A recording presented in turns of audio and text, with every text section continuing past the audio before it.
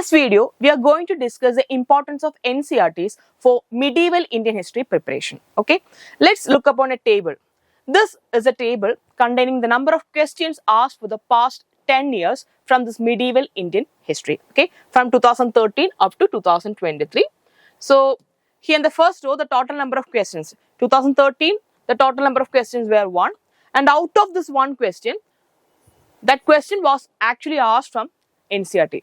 Maybe directly or it could be indirectly. 2014 also 100% of the questions, 2 questions were asked and 2 were from NCERTs. In 2015, out of 3, 2 questions were asked from NCERTs. In 2016 also, there were 2 questions and among them, 1 question was directly asked from NCERT. In 2017 also, 100%. 2018, 100%. 2019, out of 4 questions, almost 3 questions were asked indirectly or directly from NCERTs. In 2020, 50% questions were asked. In 21 also 50%. In 22, the number of questions asked were 6. Out of this 10 years, okay, among this 10 years, the highest number of questions asked from medieval Indian history was of 2022. Okay, so out of the 6 questions, 4 questions were directly asked from NCERTs, and in 2023 also, out of 3 questions, 2 questions were asked from NCERTs. Okay, so this is a trend of medieval Indian history. See, the number of questions is actually increasing from year to year. Okay, so this shows the actual trend of medieval Indian history questions. Okay, the number of questions are actually increasing from year to year. In 2013, it was just a 1 question, but in 2022, it was 6 questions, and 23 also, there were 3 questions. So, the number of questions is actually increasing. So, along with that, the importance of NCERT is also increasing. Let's look some examples for this. Here, a question is given. The question is actually with respect to Delhi Sultanate. With reference to Indian history, consider the following statements. The first Mongol invasion of India, happened during the reign of Jalaluddin Khilji.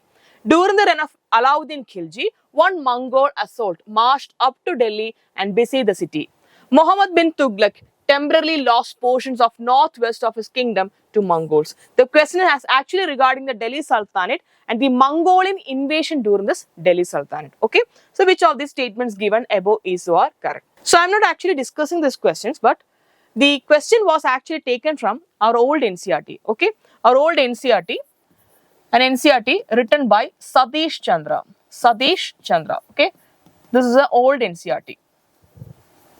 So in this textbook, there is a chapter named Delhi Sultanate 1 and the next chapter Delhi Sultanate 2.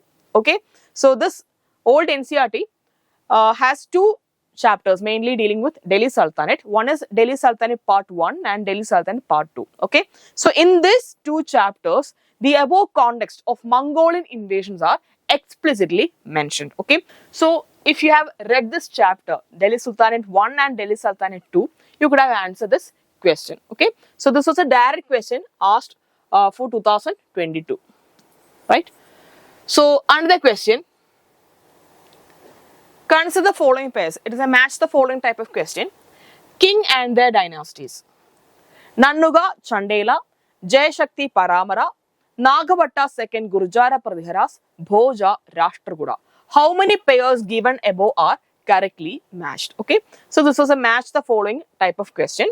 So this question could also be taken from this old NCERT by Satish Chandra.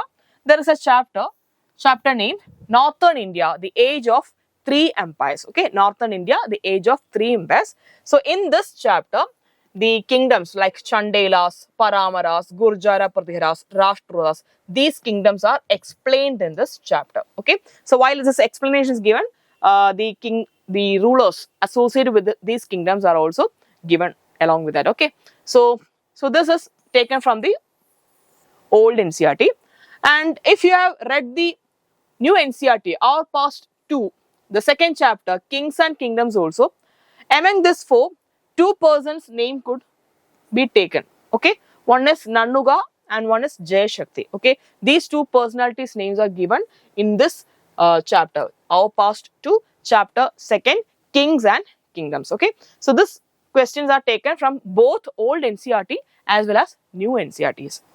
Another question. So next question. Yoga Vasishta was translated into Persian by Nizamuddin Panipati during the reign of Akbar, Humayun, Shah Jahan, Aurangzeb. Actually, this question was taken from our new NCERT. New NCERT, our past two. So in this NCERT, there is a chapter named Mughal Empire. Okay. So here in the page number 55 of this chapter, a small subsection is given in the sideline box. Here it is written that Akbar commissioned the translation of many Sanskrit works into Persian. A Maktab Khana or Translation Bureau was also established at Fatehpur Sikri for this purpose. The Mahabharata, Ramayana, Leelavadi and Yoga Vasishta were some of the notable Sanskrit works that were taken up for translation. The Razannama, Persian translation of Mahabharata, contains the lavish illustrations of the events of Mahabharata. Okay, so it is written that during the period of Akbar that this Yoga Vasishta was written. Okay, so here the answer could be taken from this new NCERT. So this is a simple example for the importance of medieval Indian history. This shows the importance of NCERT for medieval Indian history. Next question. The world's second tallest statue in sitting pose of Ramanuja was inaugurated by Prime Minister of India at Hyderabad recently. Which one of the following statements correctly represent the teachings of Ramanuja? Okay, the question is actually asking about Ramanuja. The context is a current affairs one. Okay, this question was actually asked because of a current affairs event. A statue was inaugurated by Narendra Modi. Okay, but the explanation regarding Ramanuja, this personality was explained in our new NCERT, our past two. There is a chapter named Devotional Paths to the Divine. Okay, so in this chapter, there is a small section given regarding Ramanuja. Okay, so if you have read this Ramanuja context, you could have answered this question. Okay, so this is an example for another one. And according to Portuguese writer Nunes, the women in the Vijayanagara Empire were experts in the following areas: wrestling, astrology, accounting and soothsaying. Select the correct answer using the codes given below. This was an indirect type of question. Okay, this was not a direct question. It was an indirect type of question. So this is explained in a chapter named An Imperial Capital, Vijayanagara. Okay, themes in Indian history. There is a text named Themes in Indian History, Part 2. Okay, in this textbook there is a chapter, the 7th chapter, An Imperial Capital, Vijayanagara, 14th to 16th century.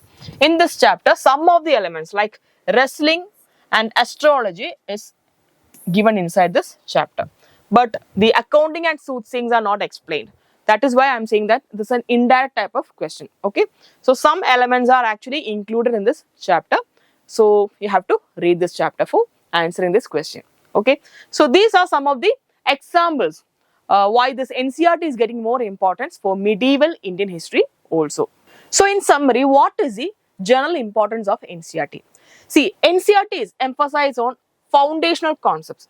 You can build a foundation or you can build a base in your static topics when you read NCERTs. Okay, so it emphasizes on foundational concepts and it presents a clear and concise overview of medieval Indian history. The major events, major dynasties, rulers, their socio-economic conditions, cultural development, everything is actually included in this NCERTs in a very clear and a concise manner. It is written in a simple and lucid language, easy to understand, very easy to understand.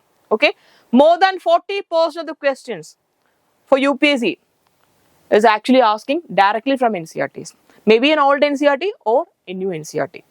Okay, and some keywords, important keywords, maps, diagrams, everything could be seen in this NCERTs. It is very easy to learn. Okay, and very cost effective also. Okay, it is easily available, very cost effective. Okay, easy to learn. So this is the general importance of NCERT. Okay, it can be a valuable tool in your UPSC preparation. Now, which all NCERT sources you have to read while preparing for medieval Indian history. Mainly, there are two types of NCERTs. One is old NCERT and another one is new NCERT. In new NCERT, in class 7th, there is a text named Our Past Too. This is a new NCERT. Okay, it is a new NCERT, class 7th, Our Past Too. And an additional source is class 12, new NCERT. Okay, new NCERT, Themes in Indian History, part 2nd. So this is also an advanced textbook of this Our Past Too. But one thing always keep in mind, that after reading this only, you have to shift to this, because this is actually themes in Indian history. The major themes of medieval Indian history are included in this textbook. Okay, you can directly approach. You can't directly approach this text for the first time. So first read this Our Past again and then move on to this textbook. Okay, and there is an old NCERT written by Satish Chandra, History of Medieval India by Satish Chandra. This is an old NCERT. Okay, this is also a good book. But many graphical representation, maths, diagrams, everything are missing in this textbook. Okay, we can find that in new NCERTs. So this is the basic importance of NCERTs. Hope you have understood that. So for the time being, signing off. Thank you.